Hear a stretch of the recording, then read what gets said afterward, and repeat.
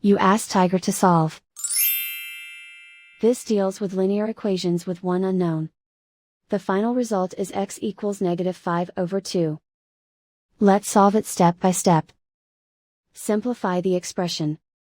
Convert the integer into a fraction. Combine the fractions. Combine the numerators.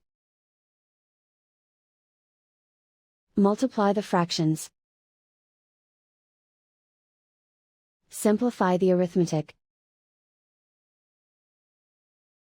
Group all constants on the right side of the equation. Add 15/2 to both sides. Combine the fractions. Combine the numerators. Reduce the zero numerator. Simplify the arithmetic. Convert the integer into a fraction.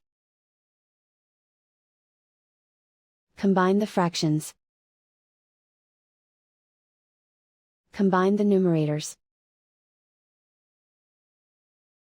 Isolate the x. Divide both sides by 5. Simplify the fraction. Simplify the arithmetic.